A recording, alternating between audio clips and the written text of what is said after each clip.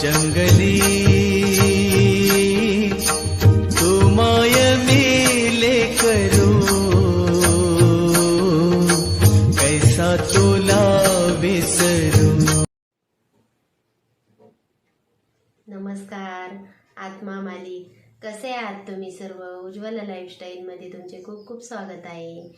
बहरलेली फुले तुम्हा सर्वांना सुगंध देव, परमेश्वर तुम्हाला सुखात ठेव अशी मी माझ्या सद्गुरूंच्या चरणी प्रार्थना करते आणि आजच्या व्हिडिओला सुरुवात करते।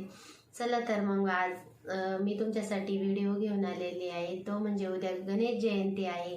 तर बघा, आपण कोणतीही पूजा वगैरे करताना गणपतीला पहिला मान असतो। आपण प्रथम तुला वंदितो गजानना, प्रथम तुला वंदितो। गणपती बाप्पाला सर्वात प्रथम आपण वंदन करतो। आपली सद्गुरू माऊलींची कोणती पण पूजा करताना आपण पहिले गणपतीची स्थापना करतो। तर मग त्याच गणरायाची उद्या जयंती आहे, तर तुम्ही गणपतीच्या कोणत्याही गणपतीच्या मंदिरात जा, गणपतीचं दर्शन घ्या आणि शक्यतो आपल्या घरामध्ये सकाळी सकाळीच आपण गणपतीला साध्या पाण्याने पंचामृताने स्नान घालावे आणि गणपतीची व्यवस्थित पाटावर किंवा चौरंगावर ती पूजा मांडा। नसेल तुम्हाला शक्य तर तुम्ही देवघरात पण गणपतीची पूजा मांडू शकता। आणि गणपतीला एक लाल फूल ठेवायला विसरू नका।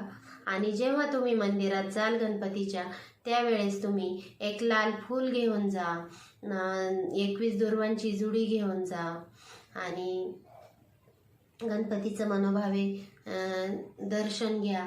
आणि जाताना 21 दुर्वा गणपतीला घेऊनच जा।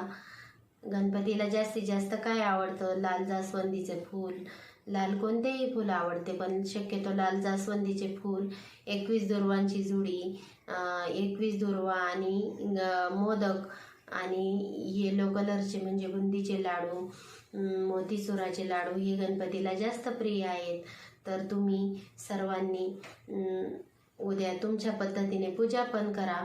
आणि जास्तीत जास्त मंदिरात गेल्यानंतर तुम्ही जेव्हा गणपती बाप्पांचं दर्शन घ्याल, तेव्हा 21 दुर्वांची जुडी, लाल फूल आणि मोदक घेऊन जा। मोदक नसेल शक्य तुम्हाला तर तुम्ही खिरापत ठेवू शकता किंवा गुळ खोबऱ्याचा प्रसाद गणपतीला आवडतो, जास्त आवडत आहे, त्यामुळे अशा पद्धतीने तुम्ही गणपतीची पूजा वगैरे करा आणि गणेश जयंती साजरी करा।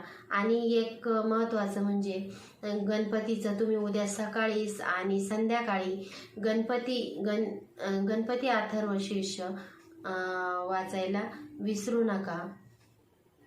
गणेश स्तोत्र म्हणा आणि त्यानंतर सर्व तुमची पूजा वगैरे झाल्यानंतर तुम्ही जे घरात जेवण बनवलं त्याचं सद्गुरू माऊलींना गणपतीला नैवेद्य तुम्ही ठेवू शकता।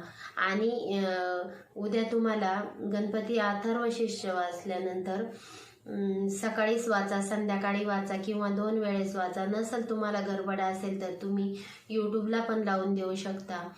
आणि ते वाचून झाल्यानंतर गणपतीची एक आरती, दुर्गा देवीची एक आरती आणि शंकराची आरती बोला आणि सद्गुरू आत्मा मालिक माऊलींची आरती सप्रेम जय जय आत्मा मालिक ही आरती बोलून तुम्ही नैवेद्य वगैरे दाखवून अशा पद्धतीने छान अशी गणेश जयंती तुम्ही साजरी करू शकता। आणि 108 वेळेस ओम ग गणपते नमः, ओम ग गणपते नमः या मंत्राचा जप करण्यास विसरू नका। अशा पद्धतीने तुम्ही गणेश जयंती साजरी करा। तर माझा असा हा छोटासा व्हिडिओ तुम्हाला आवडला का? आवडला असेल तर व्हिडिओला एक लाईक करा, शेअर करा आणि सबस्क्राईब करा। आत्मा मालिक।